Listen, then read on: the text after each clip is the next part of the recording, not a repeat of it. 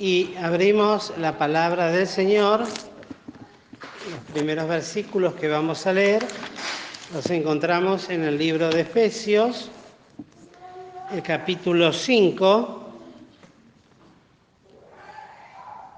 desde el versículo 14 en adelante. Dice, por lo cual dice, despiértate, tú que duermes, y levántate de los muertos, y te alumbrará Cristo. Mirad, pues, cómo andéis avisadamente, no como necios, mas como sabios, redimiendo el tiempo, porque los días son malos. Por tanto, no seáis imprudentes, sino entendidos de cuál sea la voluntad del Señor, y no os embriaguéis de vino, en lo cual hay disolución, mas sed llenos de espíritu, hablando entre vosotros con salmos, con himnos y canciones espirituales, cantando y alabando al Señor en vuestros corazones. Hasta aquí la lectura de esta primera parte que leemos en esta tarde. Es un pasaje muy conocido, muchas veces hablado, meditado, y ciertamente siempre tiene para nosotros enseñanza. Y lo que quería resaltar de todo este pasaje, porque habría mucho para decir de todo esto, de cada uno de estos versículos, es el número 18, cuando dice, y no os embriaguéis de vino, en lo cual hay disolución, mas sed llenos de espíritu. Y esto con relación justamente a lo que venía diciendo antes, de los tiempos que nos tocan vivir, que son días malos, si ya eran malos en los días del apóstol Pablo, cuanto más tenemos que pensar en nuestros días, en nuestros tiempos, cuando ya va llegando al final la presente dispensación de la gracia y el ataque del enemigo de nuestras almas arrecia, se pone más agresivo, se pone más violento, y las puertas del infierno realmente, como dice el Señor, están más que flameantes de ese fuego del infierno en contra de la Iglesia. Y la exhortación para nosotros, amorosa de parte del apóstol, es justamente esto. Mirad pues cómo andéis avisadamente. Mirad pues cómo andéis, cómo debemos andar en todo nuestro andar cotidiano, en lo público, en lo personal, en lo íntimo.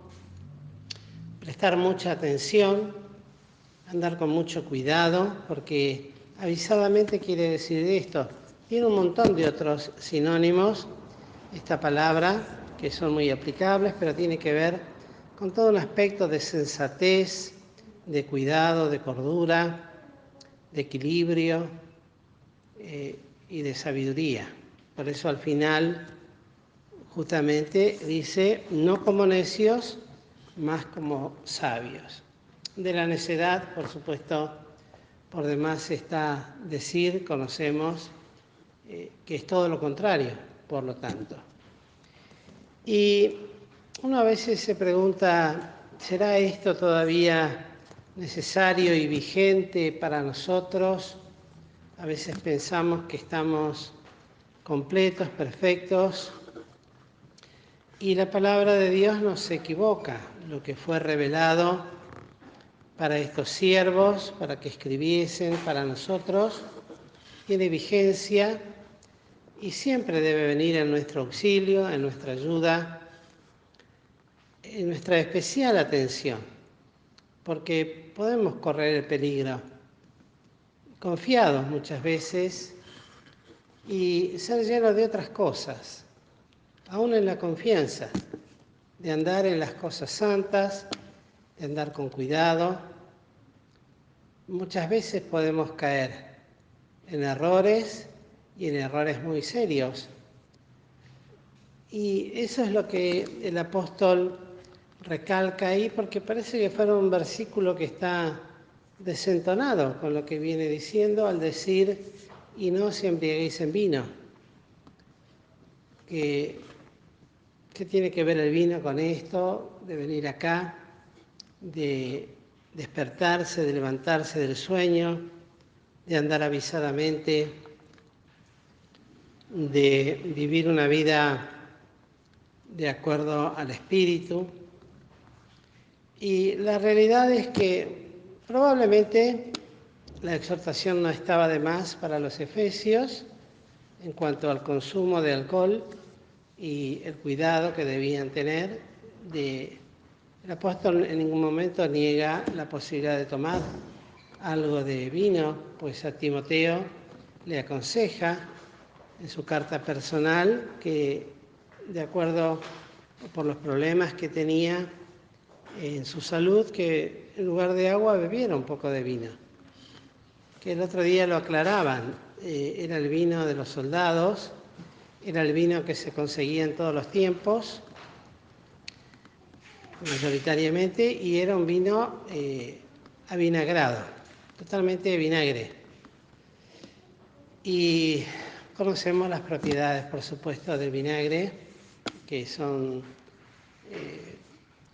de sanidad, de cuidado, de protección también, y algunos hasta acostumbran hoy tomar un poco de vinagre en el agua, con el agua, para después de comer. Pero en este caso está hablando de embriagarse de vino y aclara en lo cual hay disolución. Y esta palabra disolución es lo que a nosotros nos interesa y nos debe interesar en este tiempo. Porque es una palabra que habla de disolverse, de perder la esencia, de dejar de ser algo puro y convertirse más liviano, hacerse más, hoy se usa una palabra muy común, light, liviana. Todo eso tiene que ver con la palabra disolución. Y eso, llevándolo al aspecto espiritual, es muy delicado y es muy grave, porque normalmente las disoluciones no son de golpe o violentas, sino que viene muy lentamente, entra muy despacio. El disolver las cosas, el hacerlas más livianas, el que no tengan la consistencia que debe tener. Lo vemos en la palabra de Dios cuando vemos hoy día de qué manera el enemigo ha obrado para que las distintas versiones de la palabra de Dios llegue un momento que parezcan, no sé, cualquier cosa menos la palabra de Dios. Y todo empezó desde la versión 60 en adelante, principalmente del siglo pasado, que dejó la puerta abierta a nuevas revisiones, traducciones, revisiones de revisiones y de toda suerte, de toda clase de Biblias. Lo cual, por supuesto, también sabemos que cuando son tocados los fundamentos, ¿qué ha de ser el justo? Dice, si fueran destruidos. En este caso, la palabra de Dios, cuando es alterada, realmente no hay forma de interpretarla conforme a la palabra de Dios como la conocemos nosotros. Yo suelo ver los estados de un hombre al cual le mando textos bíblicos. Yo le aclaré bien de entrada que son de la versión de la cual nosotros usamos, pero este hombre está con mucha confusión y levanta toda suerte en su estado, levanta toda suerte de versículos de la Biblia y frases y mezcla a veces las cosas. Y a veces está la cita bíblica, pero lo que dice arriba no tiene absolutamente nada que ver con la versión nuestra. Y digo, ¿qué cosa? Porque yo no podría predicar con eso. Y el peligro también, y eso lo conversábamos con mi esposa, creo que no sé si hoy o ayer, es que muchas veces nosotros damos por sentado algo porque lo conocemos doctrinalmente. Y a veces se dicen las cosas, pero no se alcanzan a decir totalmente, pero nosotros lo damos por entendido, sí está hablando de esto, porque esto significa aquello. Pero lo ideal, lo correcto es que el que habla, hable conforme a doctrina. Así dice la palabra de Dios. Y que sea preciso, y que sea claro, y que hable el mismo idioma, no que nosotros sobreentendamos que dijo tal cosa, sino que quede bien expreso lo que se está diciendo. Entonces no se puede llegar a caer aún en el error y en el peligro de los sofistas, que hablan muchísimo, pero en definitiva no dicen nada en concreto, y mucho más aún pensando en las necesidades de último tiempo y de este peligro que siempre está presente, que está ahí, el de la disolución. A veces vuelvo a repetir, eso tenemos que tener mucho cuidado siempre, porque empieza de a poquito. No va a empezar violentamente, no va a empezar con una versión nueva, de pronto que empiezo a predicar con una versión popular que es más entendible para todos. Va a empezar, y especialmente pensando en nosotros, primeramente, y en las nuevas generaciones, los que van teniendo responsabilidad al predicar y al exponer la palabra de Dios.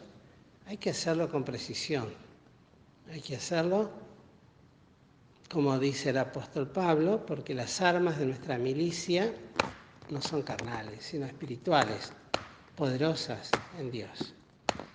Y la palabra de Dios tiene que tener el efecto que tiene que producir en el alma. No sé, el domingo, por ejemplo, decían, no me acuerdo en cuál de las reuniones, creo que la de la última, la de la noche, decía, bueno, algunos vienen, entran y se van como vinieron, otros se van pensando y otros se van con la carga esa en el corazón. Y yo me atrevería a decir que nadie entra y sale como vino. Puede ser en el aspecto físico, aparentemente, pero el que escuchó la palabra, ya está. Lo que escuchó, eso no se va nunca más. No quiere decir que la viva o que la experimente, pero sí que esa palabra que escuchó un día le va a ser de juicio cuando tenga que dar, si es que acaso no la oyó como para salvarse. Pero nadie entra y sale de escuchar, si es que acaso se predica una palabra sana, una palabra concreta, una palabra definida, una palabra que tiene que ser absolutamente libre de cualquier tipo de dilución. Y por sobre todas las cosas también, tener en cuenta que eso es lo que queda. Por eso insistimos siempre en repetir textos bíblicos. Lo hemos aprendido así. Yo recuerdo con nuestra querida hermana Nélida Di Pardo, en los campamentos, cuando me tocó trabajar con ella, me sorprendió porque dice, no, les tiene que quedar un texto bíblico. Y les daba la lección y después que repitan un texto bíblico. Y dale con el texto, y dale con el texto. Todos los días uno. Y repetirlo y que lo hacían. Entonces, porque eso les queda. Más allá de todo concepto, más allá de toda palabra que nosotros podemos dar, es la palabra de Dios la que vive y permanece para siempre y es la que queda. Por eso es tan importante velar sobre esto. Por eso dice, mirad, pues cómo andéis, avisadamente. Y en ese mirar cómo andemos, tiene que ver esto, de este cuidado. Empezando por cada uno, primeramente. Empezando por cada uno.